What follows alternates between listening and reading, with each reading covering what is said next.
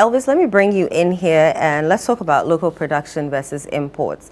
So how can we balance our local food production with imported goods so that we are ensuring that we have a diverse and sustainable food supply? It seems we import a lot of food. I mean, onions, tomatoes, poultry, fish. How can we scale up on our food production locally so that we can, bring our exports of food into Ghana lower? As a country, see, everything that is needed to produce food is in this country. The land is good for production. The weather is good for us. And every factor we need if we want to produce food is here.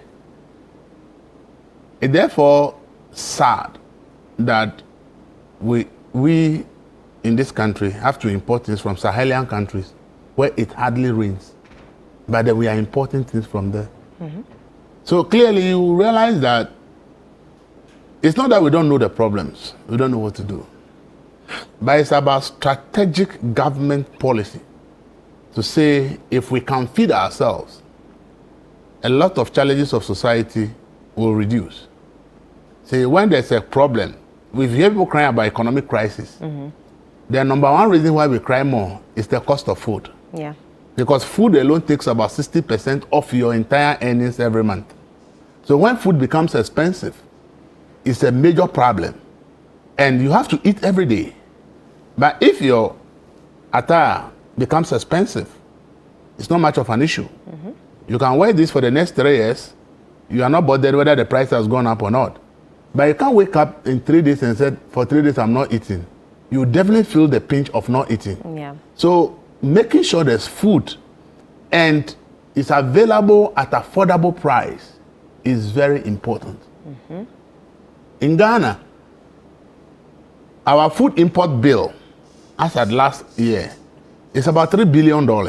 Food products that we import into this country, it's about $3 billion just for food. That $3 billion is what we have gone to the IMF for 3 years.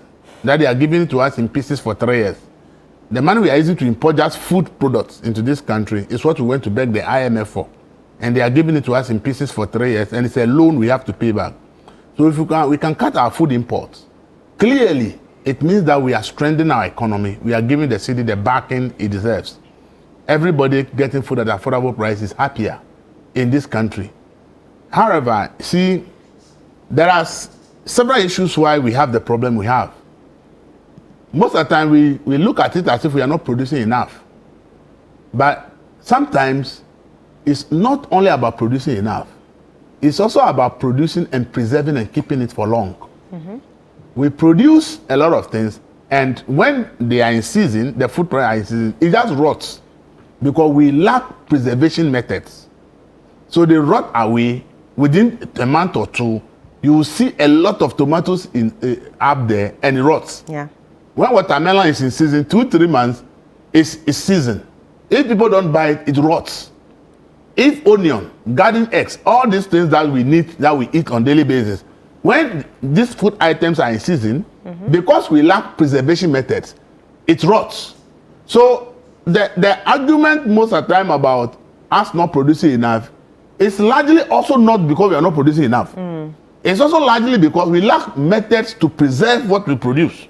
And so when the food comes to see, it rots away within a short time, and then the rest of the year, prices rise because we have limited supply on the market.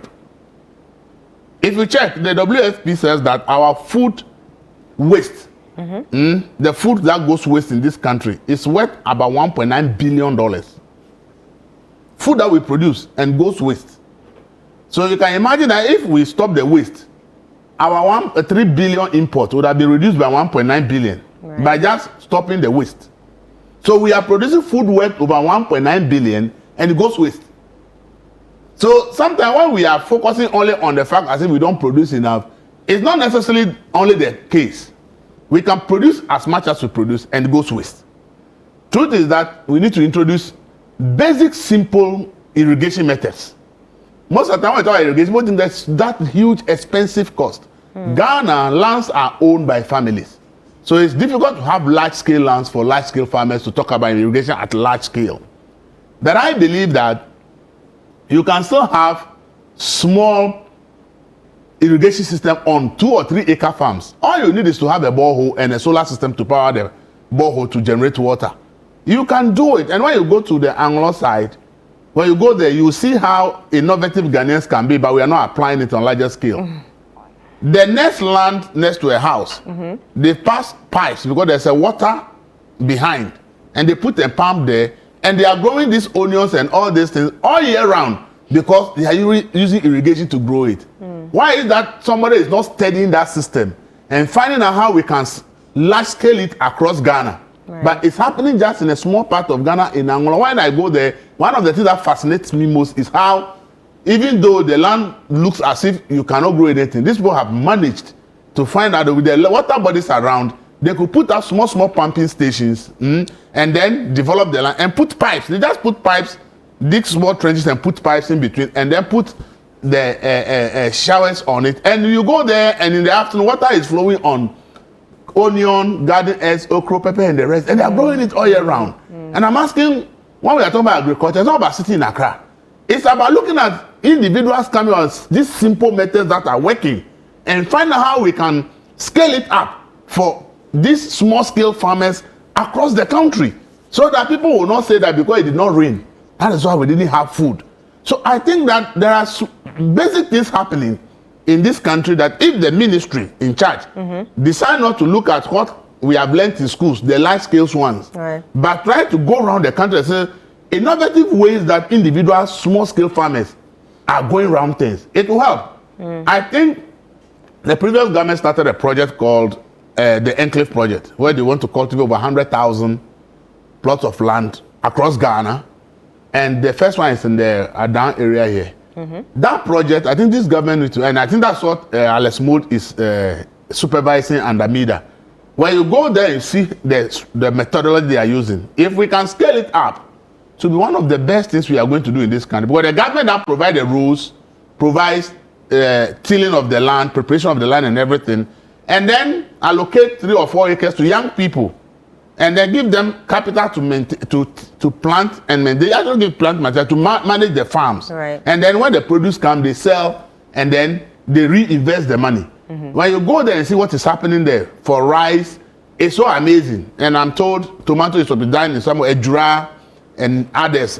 I think that 100,000 acres, if the government can, this government can continue that project and make sure that that 100,000 acres is cultivated annually, our tomatoes and rice and all others will come down. You see, I talk about food preservation. Most of the time we are preserving food with chemicals and so many other things that when we eat, it have other effects. But what's important to preserving food is using nuclear technology called food irradiation. When Nkrumah started atomic energy, people thought it's supposed purely for power generation or for weapons. But you see, atomic energy nuclear energy is one key reasons why countries develop. In fact, studies have shown that countries without nuclear energy find it difficult to develop. Not only because of energy supply, but also because it's key to preserving food without using chemicals. And when you look at what this can do to our okra, our garden eggs, all the tomato, the watermelon, and the things that go bad during seasons, if we have been able to develop this food irrigation technology through nuclear, and we are applying it to preserve the things we produce, like the 1.9 billion that we are losing to food waste, we would have been saving it. And food prices will not be as they are, because once there's enough supply, obviously prices will go down.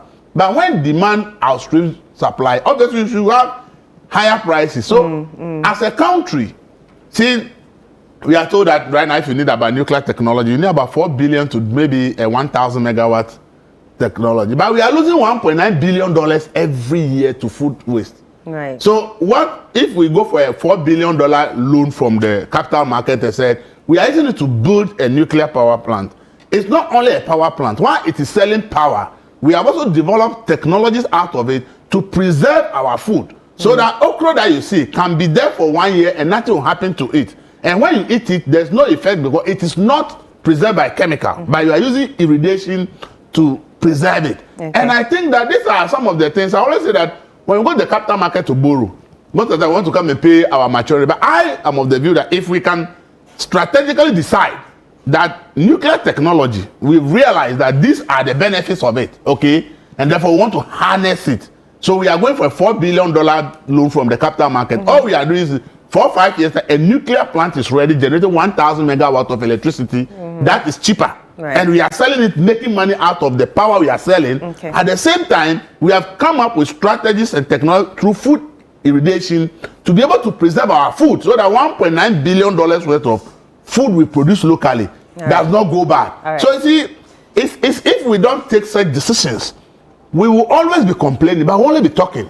Look, today Chinese are rearing tilapia in the Volta Lake. I decided to read about what are the benefits of the Volta Lake apart from electricity. And what I found was that one of the key reasons Nkrumah sees the dam as critical, not for only power, is that the fish production, that the fish that the river will generate, will actually help Ghana's protein needs. Okay. But how did we utilize the river properly for fish?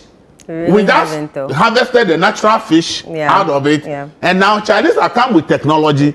They are on the Volta River rearing tilapia and selling it to us. So the commercial value that Volta River is supposed to give us in terms of protein needs, now it is foreigners who are harvesting it and making money. The Ghanaians sat down because the vision of Nkrumah that aside energy from the Volta Lake, the lake should be a key provider of our protein. We didn't look at it beyond that. And then after Nkrumah, we didn't look at if the fish naturally are not enough. Right, Elvis. Can we find ways of adding more fish and rearing in the Volta River? No. Okay. But foreigners are doing it to make money. So we need to look at everything Let me critically. ask one final question before we move to our next topic. How can government